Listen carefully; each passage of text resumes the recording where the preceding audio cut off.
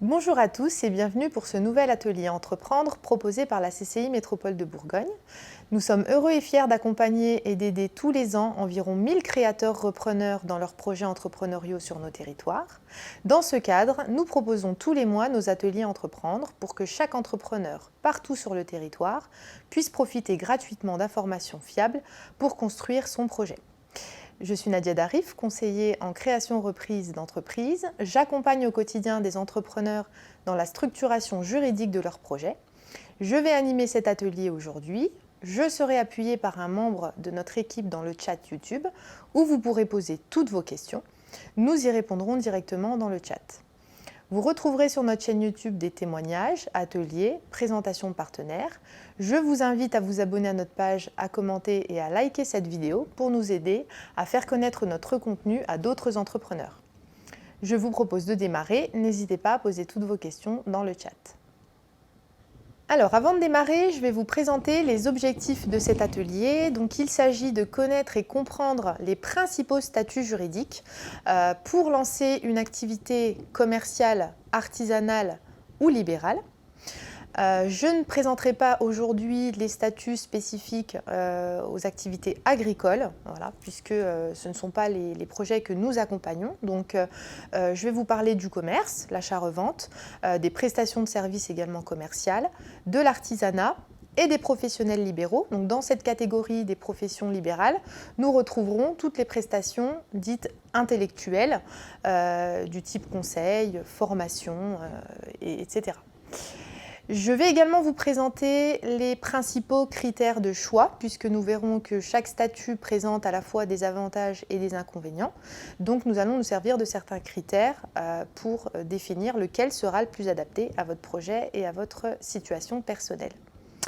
Nous appréhenderons également les impacts fiscaux et sociaux du statut juridique, puisque chaque statut juridique vous fera entrer dans un régime fiscal, donc c'est ce qui concerne les impôts et taxes qui sont dus par l'entreprise et éventuellement par le dirigeant. Également le volet social qui correspond aux différentes cotisations sociales dont devra s'acquitter le dirigeant pour pouvoir bénéficier d'une protection sociale. Il s'agit vraiment de vous présenter le panorama de ces principaux statuts pour vous aider à comprendre en quoi consiste le statut et comment il va fonctionner. Bien entendu, vous ne ferez pas ce choix seul. Nous vous conseillons de vous rapprocher de professionnels de la création reprise d'entreprise, les chambres consulaires, mais aussi les avocats et les experts comptables. Le choix du statut intervient dans le cadre des étapes de la création d'une entreprise en fin de parcours. Donc c'est une question qui va avoir son importance en amont des formalités de création d'entreprise, puisque le statut juridique vous permet de donner un cadre légal à l'activité que vous allez exercer à titre indépendant. Donc ne vous précipitez pas sur cette question dès le début de votre projet. Il faut déjà étudier la viabilité de votre future entreprise et c'est à ce moment-là qu'il faudra définir un statut pour se lancer. Donc pensez à valider un business model cohérent, à réaliser une étude de marché qui vous permettra de vérifier le potentiel de votre activité, à en étudier la faisabilité financière, donc savoir est-ce que vous allez pouvoir financer votre projet et est-ce que l'activité sera rentable et vous permettra notamment de vous rémunérer, avant de vous préoccuper de cette question du choix du statut. Je vais commencer avec la présentation des principaux critères de choix. Donc, j'ai utilisé l'image de la balance puisque on va peser le pour, le contre de différents critères pour arriver au statut donc, qui sera adapté.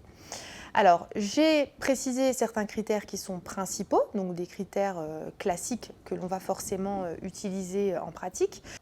Nous verrons que quelques critères sont complémentaires, donc le choix ne doit pas se finaliser sur ces critères-là, mais ils nous permettront de valider un choix, notamment quand on hésite entre plusieurs statuts. Alors, les critères principaux, ce sont d'abord la nature et le type de l'activité.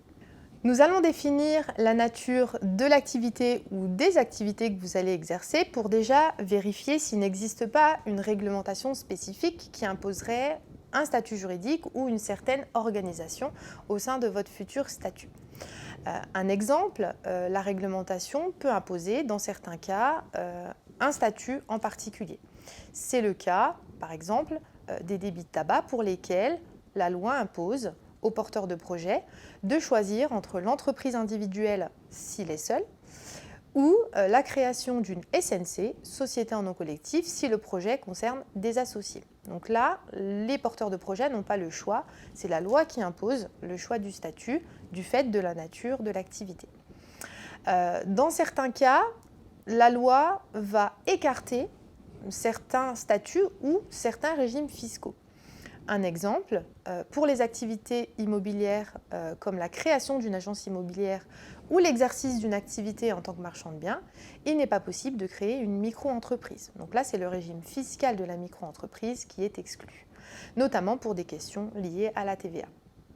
Donc, bien se renseigner en amont sur l'obligation ou non de passer par tel ou tel statut pour la création de votre entreprise.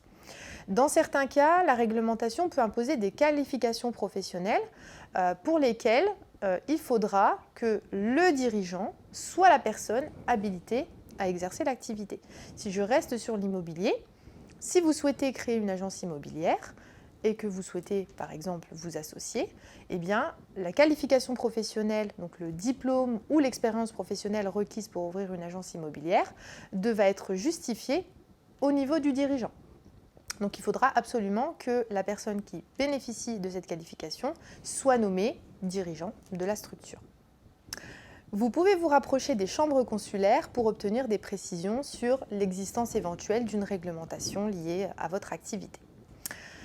Concernant le type d'activité, il s'agit de savoir si ce projet sera pour vous une activité principale ou une activité complémentaire ou saisonnière. Par activité principale, on entend le fait que vous vivrez de cette activité. Donc l'objectif est de pouvoir ensuite vous rémunérer à titre principal dans cette entreprise. Lorsque l'on parle d'activité complémentaire, il s'agit par exemple d'une entreprise qui sera créée en parallèle par un étudiant, un salarié ou encore un retraité. Donc il n'y aura pas forcément d'exigence en matière de rémunération. Et dans ce cas-là, eh bien, le choix du statut sera différent du cas de l'activité principale. Attention, si vous êtes salarié ou fonctionnaire, veillez à vous renseigner sur votre liberté de créer ou reprendre une entreprise en parallèle de votre contrat. Le deuxième critère important est celui de la taille du projet au sens de la taille humaine. La question est de savoir, est-ce que vous allez créer l'entreprise en étant seul ou est-ce que vous envisagez d'avoir des associés ou éventuellement d'embaucher des salariés, ce qui permettra de calibrer le statut au mieux.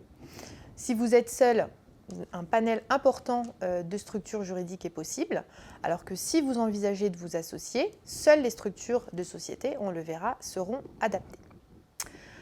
En matière de responsabilité et de protection personnelle du dirigeant et des associés, là aussi, tous les statuts ne présentent pas les mêmes intérêts. Si ces questions sont importantes pour vous et qu'en lien avec la nature de votre activité, il faut limiter les risques, certaines structures seront plus adaptées que d'autres.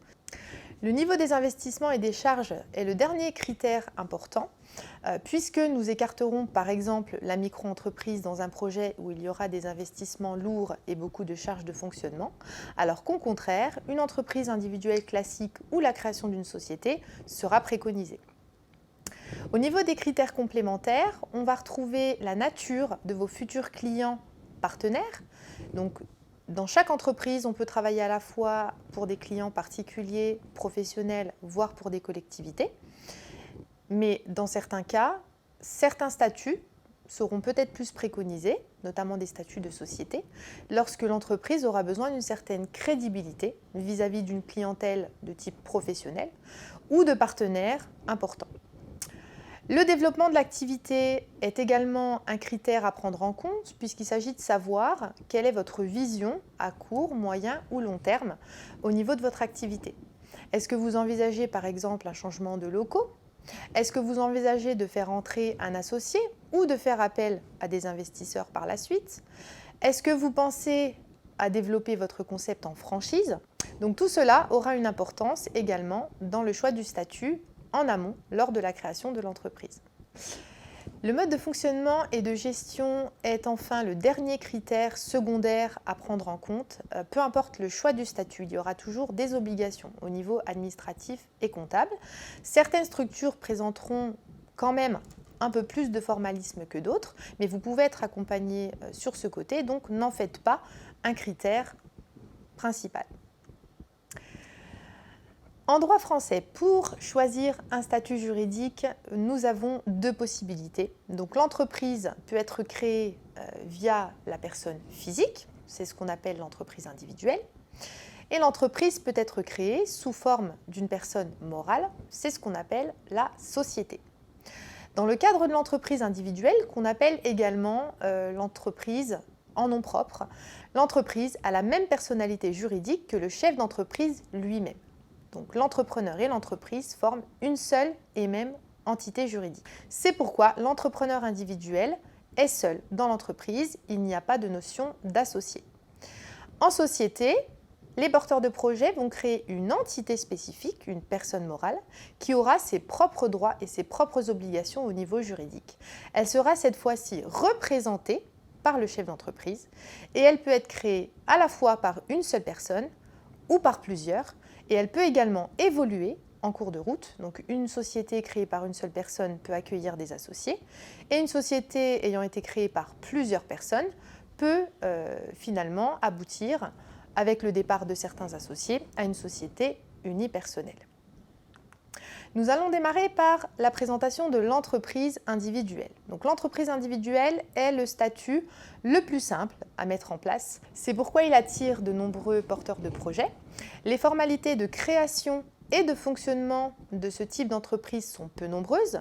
Il n'y a pas de notion de statut, pas de notion d'annonce légale, pas de notion non plus de capital social, ce qui facilite énormément les démarches. En termes de fonctionnement au quotidien de l'entreprise, les obligations comptables sont simplifiées par rapport à celles d'une société. Il n'y a pas de notion d'approbation des comptes ni de dépôt des comptes au greffe du tribunal de commerce, comme on l'impose aux sociétés, on le verra par la suite. Donc une formule vraiment la plus simple possible pour un porteur de projet qui envisage d'exercer seul. Le chef d'entreprise dispose d'une liberté d'action au quotidien pour la gestion de l'entreprise. Il peut prendre ses décisions rapidement et n'a pas à formaliser ses décisions, contrairement là aussi au cas de la société. Donc attention, pas d'associé en entreprise individuelle. Par contre, l'entrepreneur peut embaucher des salariés. Et s'il souhaite travailler avec son conjoint sans opter pour le statut de salarié, il peut proposer le statut de conjoint collaborateur. Donc, le statut de conjoint collaborateur est désormais ouvert à la fois aux époux mariés, aux partenaires pacsés, mais également aux concubins. Il permet au chef d'entreprise de faire travailler régulièrement dans l'entreprise le conjoint sans avoir à le rémunérer. Attention, ce statut n'est possible que si le conjoint collaborateur n'a pas d'activité indépendante par ailleurs et n'est pas salarié pour plus d'un mi-temps. L'intérêt de ce statut est de permettre l'entraide dans le couple, d'être déclaré légalement auprès des différents organismes pour le conjoint. Il permet également au conjoint collaborateur de cotiser pour la retraite et pour la formation professionnelle notamment. Au niveau de la responsabilité, une réforme du 14 février 2022 a créé un nouveau statut de l'entrepreneur individuel qui entrera en vigueur à compter du 15 mai 2022. Cette réforme a eu pour conséquence de supprimer l'EIRL. Ce statut unique d'entrepreneur individuel a la particularité de permettre la séparation entre le patrimoine personnel et le patrimoine professionnel de l'entrepreneur de droit, c'est-à-dire sans avoir à réaliser de formalités particulières. Pour les entreprises individuelles créées après le 15 mai, ce statut s'appliquera automatiquement. Pour les entreprises individuelles déjà existantes, la protection ne s'appliquera que pour les créances nées après le 15 mai 2022. La loi en faveur de l'activité indépendante du 14 février 2022 prévoit également une simplification du passage en société. Auparavant, il fallait liquider une entreprise individuelle pour passer ensuite en société. Nous attendons des décrets d'application pour en savoir plus sur ce passage en société. Pour résumer, l'entrepreneur individuel disposera d'un patrimoine professionnel qui est défini comme l'ensemble des biens, droits, sûretés utiles à l'activité professionnelle. Seul ce patrimoine sera saisissable par les créanciers professionnels en cas de dette de l'entrepreneur. Et l'entrepreneur disposera par ailleurs d'un patrimoine personnel qui comprendra tous les éléments non compris dans le patrimoine professionnel. Et ce patrimoine sera donc insaisissable pour les créanciers professionnels. Attention, deux exceptions importantes à cette séparation de patrimoine existent. La possibilité pour l'entrepreneur individuel de renoncer volontairement à cette protection au profit d'un créancier professionnel en particulier, par exemple la banque. Autrement dit, il engagera son patrimoine professionnel et son patrimoine personnel vis-à-vis de ce créancier, alors que pour les autres, la séparation demeurera. Également, en cas de manœuvre frauduleuse ou d'inobservation grave et répétée de ses obligations sociales et fiscales, l'entrepreneur pourra être engagé à titre personnel pour obtenir le recouvrement des cotisations sociales et des impôts et taxes qu'il n'aurait pas payés. Donc l'administration fiscale et l'URSSAF retrouvant la possibilité de se retourner contre son patrimoine personnel. C'est donc une grande avancée que ce nouveau statut d'entreprise individuelle qui vous permettra de protéger un peu mieux votre patrimoine personnel. L'entrepreneur individuel va bénéficier d'un régime fiscal et social. Au niveau fiscal, l'entrepreneur sera soumis à l'impôt sur le revenu dans de nouvelles catégories d'activités qu'on appelle les BIC, bénéfices industriels et commerciaux, et les BNC, bénéfices non commerciaux. Les BIC concernent les activités commerciales et artisanales, alors que les BNC correspondent plutôt aux activités libérales et assimilées. Pour cette imposition sur le revenu, l'entrepreneur devra choisir entre le régime de la micro-entreprise et le régime réel. Donc, la micro-entreprise est un régime fiscal et non un statut juridique. Donc, les micro-entrepreneurs ont un statut d'entrepreneur individuel et bénéficient d'un régime fiscal, social, qui est celui de la micro-entreprise. Nous verrons par la suite la différence entre la micro-entreprise et le régime réel. Au niveau social, l'entrepreneur est affilié au régime indépendant, géré par le régime général de la sécurité sociale. À ce titre, il va bénéficier d'une protection sociale spécifique aux indépendants. Donc, il cotisera pour la maladie, la maternité, les allocations familiales, l'invalidité décès et cotisera pour la retraite de base et la retraite complémentaire. Il bénéficiera également de droits pour la formation professionnelle. Contrairement à un salarié, l'entrepreneur ne cotisera pas au risque chômage, donc il n'ouvrira pas de nouveaux droits dans le cadre de son activité. Nous allons voir dans le détail chacun de ces régimes, donc d'un côté la micro-entreprise et de l'autre le régime réel. Concernant la micro-entreprise, retenez qu'il s'agit d'un régime fiscal simplifié qui s'applique à l'entreprise individuelle dans la limite d'un certain plafond de chiffre d'affaires annuel. Autrement dit, vous pouvez opter pour ce régime fiscal si vos prévisions de chiffre d'affaires annuel ne dépassent pas ces plafonds. 188 700 € pour les activités d'achat, revente, de restauration et d'hébergement. Donc l'hébergement comprend les hôtels, chambres d'hôtes, gîtes ruraux et meublés de tourisme classés. Ou alors 77 700 € pour les autres activités de service, donc les prestations de services commerciales, artisanales, également pour les professionnels libéraux qui relèvent des BNC. Le chiffre d'affaires correspond bien aux recettes que vous allez encaisser dans le cadre de vos activités, à ne pas confondre avec le bénéfice qui est obtenu par différence entre le chiffre d'affaires et les différents frais et charges que vous avez à payer dans le cadre de votre activité. Je vous ai dit que la micro-entreprise était un régime simplifié puisque le bénéfice qui va être imposé dans le cadre de l'IR, l'impôt sur le revenu, va être calculé de façon forfaitaire et non réelle. Autrement dit, on ne va pas vous demander de calculer par différence entre votre chiffre d'affaires et vos charges le bénéfice que vous avez réellement dégagé dans le cadre de votre activité. Donc, vous n'allez pas pouvoir déduire vos achats, frais, charges réels. C'est l'administration fiscale qui va se charger de calculer votre bénéfice.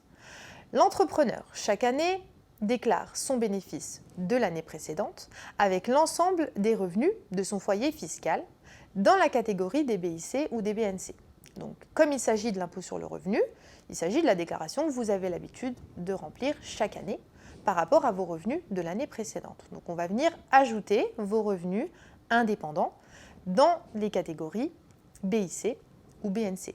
Si vous exercez à la fois une activité d'achat-revente et une activité libérale, eh bien vous ventilerez une partie de votre activité, donc l'achat-revente en BIC, et la partie libérale en BNC. C'est ensuite, après avoir fait votre déclaration, que l'administration fiscale appliquera sur votre chiffre d'affaires un abattement qui lui permettra de calculer votre bénéfice forfaitaire. Cet abattement dépend de la nature de votre activité. Il est de 71% pour les activités d'achat-revente, hébergement, restauration, 50% pour les activités de services commerciales et artisanales et 34% pour les activités libérales et assimilées. C'est donc le chiffre d'affaires après cet abattement qui est considéré comme votre revenu imposable au titre de l'activité. Si un commerçant déclare 10 000 € de chiffre d'affaires, l'administration fiscale va lui retirer un abattement de 71%. Il sera donc imposé à hauteur de 2 900 € de bénéfice forfaitaire au lieu des 10 000 € de chiffre d'affaires qu'il aura déclaré. C'est ce qu'on appelle le régime classique de la micro-entreprise. L'entrepreneur peut décider d'opter à la place pour un versement libératoire fiscal qui lui permettra, plutôt que d'attendre l'année suivante pour déclarer son chiffre d'affaires, de réaliser chaque mois ou chaque trimestre une déclaration du chiffre d'affaires avec paiement à ce moment-là d'un pourcentage du chiffre d'affaires au titre de l'impôt sur le revenu. C'est pourquoi on parle de versement libératoire.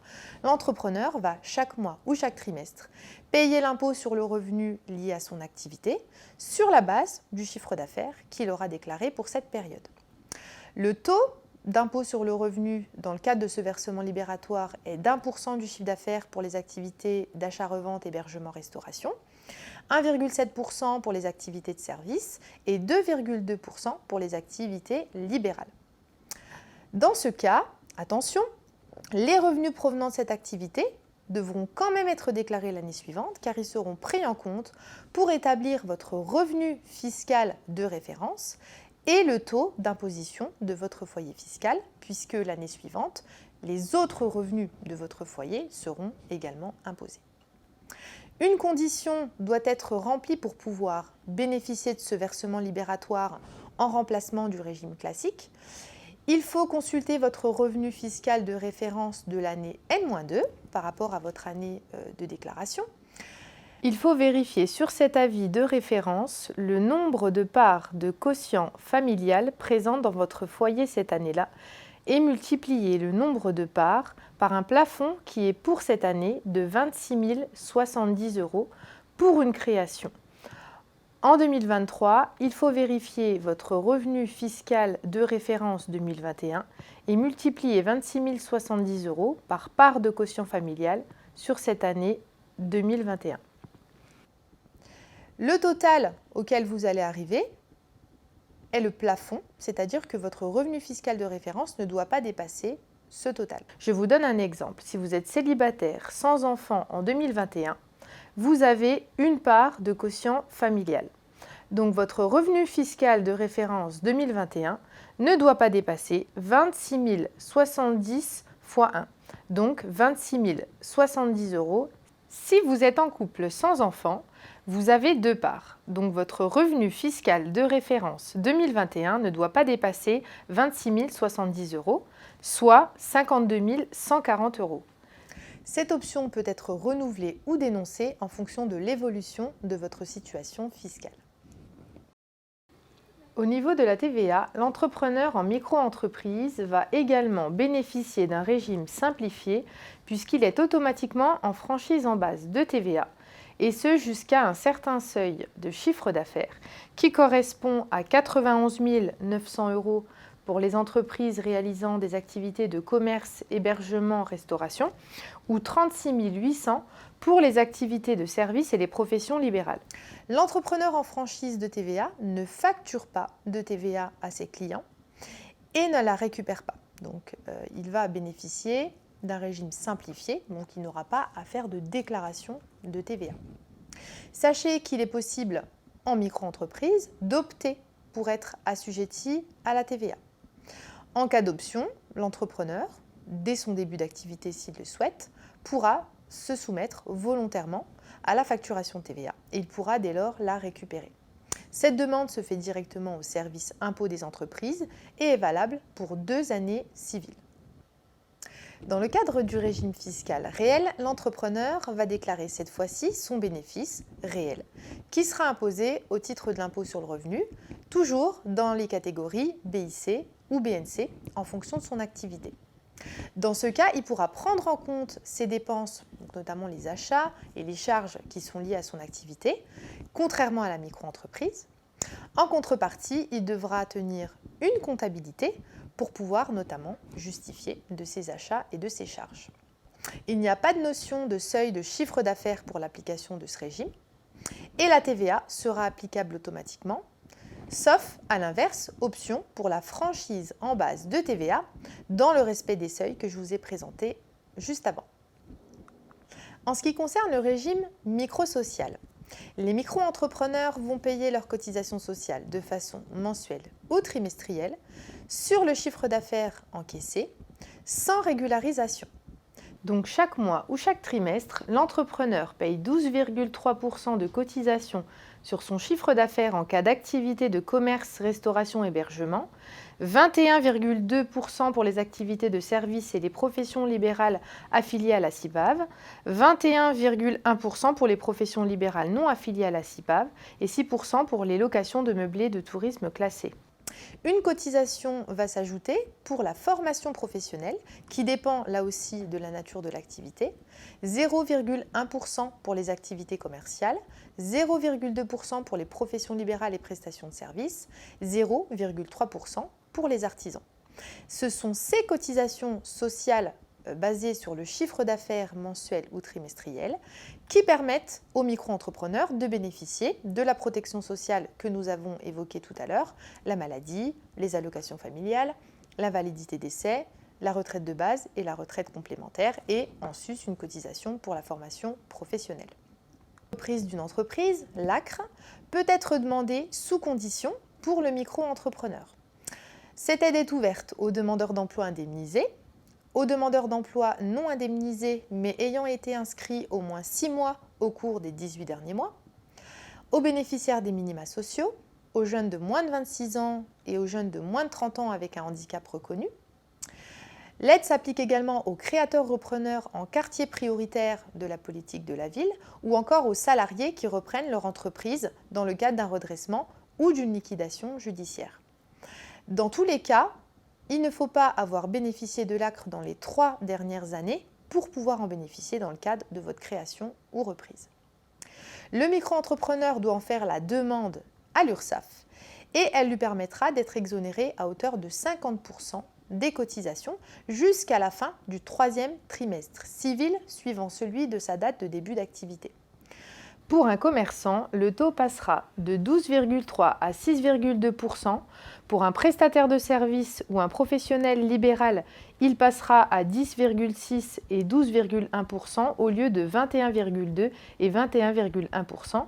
Et pour les meublés de tourisme classés, on passera de 6 à 3% de cotisation sur le chiffre d'affaires.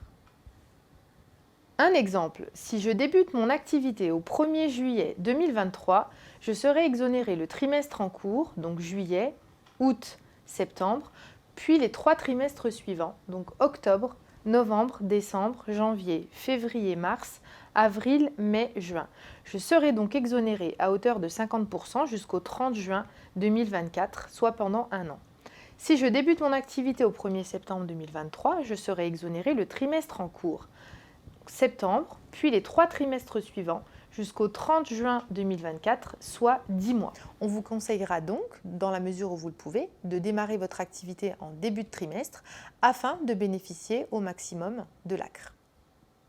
Pour l'entrepreneur individuel au régime réel, le régime social est dit classique. Autrement dit, il paiera ses cotisations sociales, cette fois-ci sur le bénéfice de l'entreprise, à un taux d'environ 46%.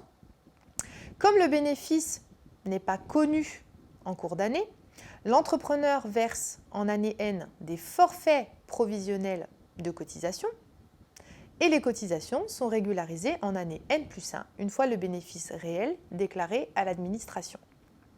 S'il peut estimer son revenu de l'année, l'entrepreneur peut demander la modulation, c'est-à-dire le recalcul de ses cotisations à l'URSSAF pour éviter une trop lourde régularisation en année suivante.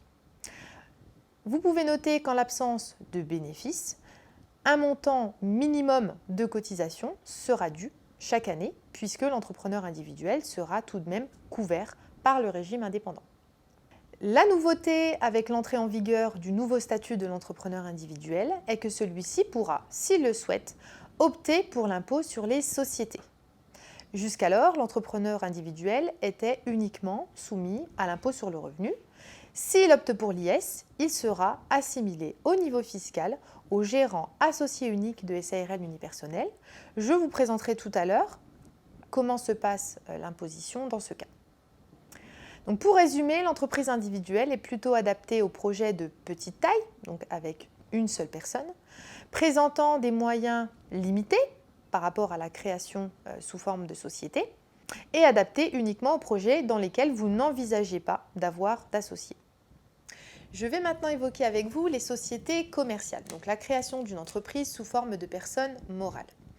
Je vais vous présenter les deux structures que l'on rencontre le plus en pratique, à savoir la SARL, Société à responsabilité limitée, et la SAS, Société par action simplifiée. Il existe d'autres formes de sociétés commerciales que je ne vais pas vous présenter, comme la SA, Société anonyme qui correspond aux projets de plus grande envergure, ou encore la SNC, Société en nom collectif, qui peut être créée pour tout type de projet, mais qui nécessite à la fois d'avoir au minimum un associé, et qui ne permet pas de vous protéger à titre personnel puisque les associés de SNC sont engagés personnellement de façon illimitée sur leur patrimoine personnel en cas de dette de l'entreprise. Je n'évoquerai pas non plus les sociétés civiles dont l'objet n'est pas d'exercer une activité indépendante de type commercial, artisanal ou libéral. C'est le cas par exemple de la SCI, Société civile immobilière, qui permet de gérer un patrimoine immobilier lié à votre projet de création ou de reprise d'entreprise, mais dans laquelle on ne peut pas déclarer l'activité exploitée dans le cadre de l'entreprise. La SARL peut être créée par un ou plusieurs associés. On parlera de SARLU, SARL unipersonnel en cas d'associé unique, ou de SARL pluripersonnel dans le cas où il y aura au minimum 2 associés, sachant qu'on peut aller jusqu'à 100 associés maximum dans une SARL. Les associés sont les personnes qui vont créer la société, qui vont prendre les décisions stratégiques en lien avec ces activités, qui vont pouvoir également décider de l'affectation du résultat de l'entreprise et qui, en cas de bénéfice, auront la possibilité de prendre une partie de ce bénéfice sous forme de dividendes. Les associés vont faire un apport dans le capital social de la société et en échange, ils recevront des parts sociales qui leur permettront d'avoir des droits et des obligations au sein de la société. Les associés peuvent faire des apports en nature, donc des apports de biens dans le capital social, comme ils peuvent faire des apports en numéraire, donc des apports de sommes d'argent. Il n'y a pas de montant minimum de capital social à réunir dans la SARL. Les associés doivent fixer le capital social en fonction des exigences du projet. Les associés ont une responsabilité limitée à hauteur de leur apport dans le capital social. Autrement dit, ils ne sont pas engagés à titre personnel en cas de dette de l'entreprise. C'est l'intérêt de la forme SARL. 2 exceptions existent toutefois. Le cas où l'associé aurait consenti une caution personnelle à un créancier ou dans le cas où l'associé gérant aurait commis une faute de gestion, c'est-à-dire une faute assez lourde dans le cadre de ses missions. Les associés vont nommer un ou des gérants, personnes physiques, qui vont engager leurs responsabilités civiles et pénales dans le cadre de la gestion. Les gérants vont donc appliquer les décisions stratégiques prises par les associés. Ils seront nommés par les associés et ils peuvent être révoqués également par les associés. Et les gérants ont droit à une rémunération qui sera également décidée par les associés. La SARL a la particularité d'apporter un cadre type de fonctionnement qui est déjà prévu dans le Code de commerce. Autrement dit, les statuts, donc le contrat qui donne naissance à la société, prévoient à l'avance la plupart des règles de fonctionnement de la société, notamment les rapports entre associés et la prise de décision, les modalités de nomination, rémunération, révocation des dirigeants. C'est pour ça qu'on parle de statut protecteur. On aura en contrepartie un formalisme important puisqu'il va falloir rédiger les statuts lors de la création de l'entreprise, réaliser une publicité légale, donc pour informer les tiers de la création de la société. La société aura également des obligations comptables plus importantes que celles que l'on retrouve dans le cadre d'une entreprise individuelle. À chaque prise de décision qui entraînera une modification des statuts, un formalisme devra également être respecté. De plus, chaque année, à la clôture du bilan, l'entreprise devra réaliser l'approbation des comptes et les comptes de la société devront être déposés au greffe du tribunal de commerce. Ce formalisme n'existe pas en matière d'entreprise individuelle. La SARL est une structure qui favorise le développement de l'entreprise. On va notamment pouvoir accueillir de nouveaux associés en cours de vie de l'entreprise sans que celle-ci ne perde sa personne morale. Et la notion de part sociale permet également de faciliter la transmission puisque les associés vont pouvoir quitter la société en cédant leur part tout en permettant la continuité de l'activité et de la personne morale. Au niveau de son régime fiscal, la SARL a un régime qui dépend de sa forme uni ou pluripersonnelle. La SARL unipersonnelle n'est pas soumise à l'impôt sur les sociétés de plein droit. C'est le régime de la transparence fiscale qui s'applique automatiquement. C'est ce qu'on a tendance à appeler en pratique la SARL à l'IR. La SARL unipersonnelle a la possibilité d'être soumise à l'IS via une option effectuée par l'associé unique. A l'inverse, dans le cas de la SARL pluripersonnelle, celle-ci est soumise de plein droit à l'IS. Il est possible d'opter pour l'IR uniquement dans les SARL de famille, c'est-à-dire les SARL créées entre conjoints, ascendants, descendants, collatéraux. Donc les ascendants sont les parents, les descendants, les enfants et les collatéraux, les frères et sœurs. Dans ce cas, l'option pour l'IR est valable sans limitation de durée. Et on peut revenir à l'IS par la suite. Dans les autres SARL, l'option pour l'IR est possible, mais uniquement pour les 5 premières années. Alors, quelle est la distinction entre une société SARL à l'IR et une SARL à l'IS? Dans le régime de la transparence fiscale, donc à l'IR, la société n'est pas imposée. Ce sont les associés qui assument l'impôt sur le bénéfice de l'entreprise dans le cadre de leur impôt sur le revenu. Chaque associé va déclarer une quote-part du résultat en fonction des parts qu'il détient dans la société. Si la SARL est unipersonnelle, l'associé unique déclarera l'intégralité du résultat dans les BIC ou dans les BNC, dans le cadre de sa déclaration annuelle d'impôt sur le revenu. Si la société comporte plusieurs associés, chacun déclarera une partie de ce résultat en fonction du nombre de parts. La rémunération versée au gérant, dans ce cadre, n'est pas déductible de sa part de résultat. À l'IS, c'est à l'inverse la société qui paye l'impôt sur son résultat courant avant impôt. C'est ce qu'on appelle le bénéfice avant prise en compte de l'impôt. Le bénéfice est ensuite taxé via un barème avec 2 taux. Un taux de 15% jusqu'à 42 500 € de bénéfice, puis 25% sur la part de bénéfice qui dépasse ce montant. Les conditions pour bénéficier du taux réduit d'IS à 15% sont les suivantes. Il faut que la société soit détenue à au moins 75% par des personnes physiques, que le chiffre d'affaires annuel hors taxe de la société ne dépasse pas 10 millions d'euros et le capital social de la société soit intégralement libéré, c'est-à-dire que les associés aient intégralement versé à la société le montant du capital qu'ils se sont engagés à souscrire. Le gérant et les associés, de leur côté, déclareront leur rémunération et leurs éventuels dividendes dans le cadre de leur déclaration d'impôt personnel, dans la catégorie des traitements et salaires pour leur rémunération et des revenus de capitaux mobiliers pour leurs dividendes. Ils seront donc taxés, là aussi, en fonction de leur foyer fiscal. Dans ce cas, la rémunération du gérant est déductible du résultat avant impôt. Pour résumer, dans le cadre de la SARL à l'IS, on a deux niveaux d'imposition.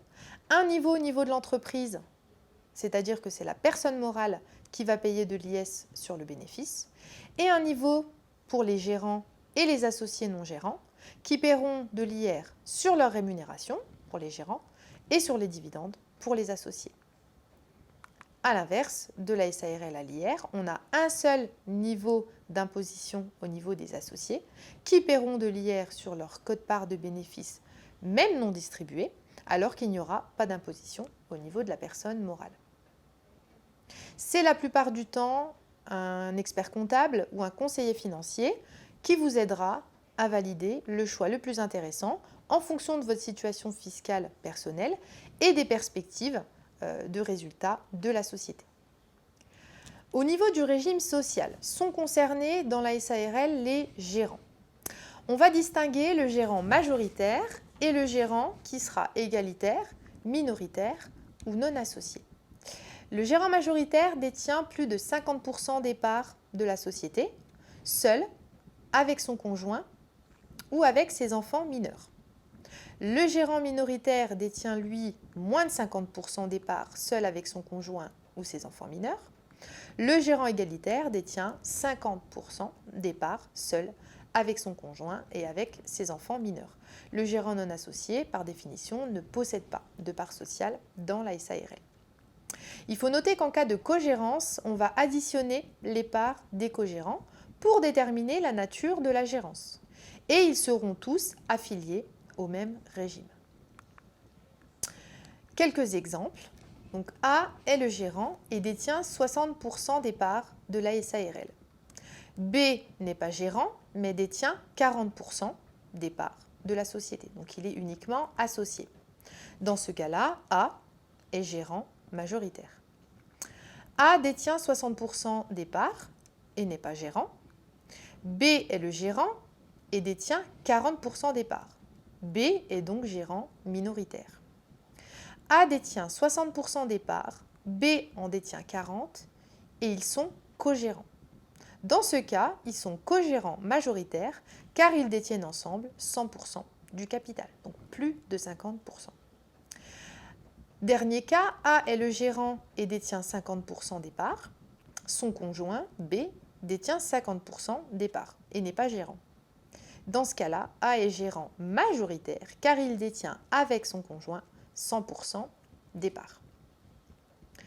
Une fois que l'on a déterminé au sein de votre SARL la nature de la gérance, on va voir un régime qui va dépendre pour le gérant majoritaire du régime indépendant, pour le gérant minoritaire égalitaire non associé du régime assimilé salarié. Pour le gérant majoritaire, dans le cadre du régime indépendant qu'on appelle également le régime TNS, régime des travailleurs non salariés, les cotisations sociales sont calculées sur la base de la part de bénéfice du gérant dans les sociétés non soumises à l'IS ou de la rémunération du gérant dans les sociétés soumises à l'IS. Leur taux est identique dans les deux cas, il est d'environ 46%, donc c'est le même taux que l'entrepreneur individuel qui est lui aussi rattaché au régime indépendant. Et ici également, une base minimale de cotisation s'appliquera même en l'absence de revenus puisque le dirigeant est affilié et qu'il est couvert. Dans le cas de la gérance minoritaire égalitaire non associée, on fait une distinction entre le gérant rémunéré et le gérant non rémunéré. Si le gérant est rémunéré, il est rattaché au régime assimilé salarié. Les cotisations sociales sont calculées sur sa rémunération et leur taux varie en moyenne autour de 80% de la rémunération nette. En l'absence de rémunération, il n'y a pas d'affiliation. Donc le gérant n'est pas rattaché au régime assimilé salarié, il ne bénéficie pas d'une protection sociale au niveau de la société. Dans les deux cas, l'ACRE permet de bénéficier d'une exonération de certaines cotisations sociales la première année et elle est cette fois-ci attribuée de façon automatique par l'URSSAF, sans conditions liées à votre situation personnelle, mais toujours à la condition de ne pas avoir bénéficié de l'ACRE au cours des 3 dernières années. Les deux régimes, donc TNS et assimilés salariés, sont gérés par le régime général de la sécurité sociale, mais ils sont différents en termes de couverture sociale. Le régime assimilé salarié, comme son nom l'indique, permet de bénéficier de la même couverture que les salariés, sauf la part chômage, et de cotiser à la retraite des cadres, ce qui explique le montant élevé des cotisations sociales. Le régime indépendant permet quant à lui de bénéficier d'une couverture sociale de base et de cotiser à la retraite comme un salarié, cette couverture pouvant être complétée si besoin, notamment sur la part retraite-prévoyance pour maintenir peut-être un niveau de retraite équivalent à ce que vous aviez auparavant. Également sur l'accident de travail et la maladie professionnelle, qui sont des risques qui ne sont pas, à l'heure actuelle, couverts par la base de cotisation du régime indépendant. La SARL est donc un statut adapté à la plupart des projets de création ou de reprise d'entreprise, peu importe la taille de l'entreprise, que vous soyez seul ou à plusieurs, et peu importe les investissements, puisqu'on l'a vu, au niveau fiscal et au niveau social, on va pouvoir vraiment fonctionner comme une entreprise classique, on va pouvoir déduire les charges de fonctionnement de l'entreprise et pouvoir vraiment optimiser au mieux le régime fiscal et social grâce au choix que l'on va avoir entre l'impôt sur le revenu et l'impôt sur les sociétés. La SAS, Société par action simplifiée, est l'autre forme de société qu'il est possible de monter pour un projet de création, reprise d'entreprise. Comme la SARL, la SAS peut être créée par un associé unique, on parlera de SASU, SAS unipersonnel, ou par plusieurs associés, qu'on qualifiera d'ailleurs d'actionnaires, sachant qu'il n'y a pas cette fois-ci de maximum prévu par la loi, donc il peut y avoir autant d'associés que possible dans une SAS, et on parlera plutôt de SAS pluripersonnel en présence de plusieurs associés. Les actionnaires ont également une responsabilité limitée à leur apport dans le capital, sauf caution personnelle et faute de gestion, et ils définissent eux-mêmes le montant du capital social de départ de la SAS. Ils vont nommer un dirigeant, donc le président, personne physique ou morale, qui engagera sa responsabilité civile et pénale. Ce président aura lui aussi droit à une rémunération pour l'exercice de ses fonctions, décidée là aussi par les associés. La particularité de la SAS par rapport à la SARL, c'est qu'elle permet d'avoir plus de souplesse pour créer le cadre de fonctionnement de la société. Autrement dit, les associés disposent d'une certaine liberté dans la rédaction des statuts pour fixer le fonctionnement de la société, les rapports entre les associés et également les rapports entre les associés et le ou les dirigeants. En effet, dans la SAS, on va avoir au minimum un président, mais les associés vont pouvoir nommer d'autres dirigeants. Des dirigeants uniques, c'est par exemple la possibilité de nommer un ou des directeurs généraux, ou encore la possibilité de nommer un organe collectif qu'on appellerait comité de direction. Et c'est dans les statuts que l'on donnera la précision sur le rôle, les pouvoirs, les prérogatives de cet organe de direction. Les statuts vont également pouvoir créer des droits et des obligations différents entre plusieurs catégories d'associés. La SAS offre donc un cadre plus large de fonctionnement que la SARL. Attention, en lien avec le formalisme de la création de la SAS, on va avoir besoin de se faire assister par un professionnel pour la rédaction des statuts, puisqu'il faudra beaucoup plus de précautions dans la rédaction des statuts. Pour le reste, le formalisme est assez proche que celui imposé à la SARL, notamment pour la comptabilité, l'approbation des comptes et le dépôt des comptes annuels au greffe du tribunal de commerce. La SAS favorise également le développement et la transmission de l'entreprise. On ne parlera plus de parts sociales, mais d'actions qui sont détenues par les actionnaires. On peut noter que la cession des actions est plus facilitée au niveau du droit français que celle des parts sociales, puisqu'on va avoir besoin de moins d'actes pour formaliser la cession. Et de plus, au niveau fiscal, elle est plus intéressante, notamment au regard des droits de mutation qui sont un peu plus faibles pour les actions que pour les parts sociales. Au niveau du régime fiscal, en SAS, on ne distingue pas selon la forme de la société. Qu'elle soit unipersonnelle ou pluripersonnelle, la société est assujettie à l'impôt sur les sociétés de plein droit. Une option pour la transparence fiscale est possible uniquement pendant les 5 premières années de l'activité. L'IS fonctionnera ici de la même manière qu'en SARL, avec le même barème à 15 et 25%. Et les dirigeants seront également imposés à titre personnel sur leur rémunération et les associés sur leurs dividendes dans le cadre de leur impôt sur le revenu. Au niveau du régime social, le système est simplifié par rapport à celui des gérants de SARL, puisque peu importe sa participation dans le capital, le dirigeant de la SAS, qu'il soit président ou directeur général, est rattaché au régime assimilé salarié lorsqu'il est rémunéré pour ses fonctions. Autrement dit, il s'agit du même régime que celui des gérants minoritaires, égalitaires, non associés de SARL. Donc c'est le même taux de cotisation sociale et le dirigeant de SAS non rémunéré pour ses fonctions ne sera pas affilié au régime assimilé salarié et n'aura donc pas à s'acquitter de cotisation sociale au niveau de la SAS. Il existe donc des spécificités au niveau du régime fiscal et surtout du régime social des dirigeants entre la SARL et la SAS. Donc ce sera un des premiers critères de distinction entre ces deux structures. Si la société comporte plusieurs associés, eh bien le cadre de fonctionnement, on l'a vu, est différent. Un cadre type en SARL, un cadre possiblement plus souple en SAS, ça pourra dans ce cas être un second critère de distinction entre les deux structures. La SAS est donc elle aussi un statut adapté aux projets de toute taille. Elle a la particularité d'être souvent préconisée en cas d'appel à des investisseurs puisqu'on va pouvoir adapter les statuts, notamment les rapports entre les associés fondateurs de la société, ceux qui participent à l'activité, et les investisseurs qui ne vont pas participer à l'activité mais vont avoir un rôle important dans le financement du développement de l'entreprise. Voilà pour la présentation de ces 3 principales structures. Je vous le redis, faites-vous accompagner pour le choix de votre statut. Nous sommes à votre disposition pour vous éclairer, notamment sur les aspects fiscaux et sociaux qui peuvent être très techniques et qui nécessitent en amont d'avoir réalisé une étude financière de votre projet. Cet atelier touche à sa fin. Je vous remercie de m'avoir écouté. Nous espérons que vous avez trouvé des réponses ou que de nouveaux questionnements vous sont apparus.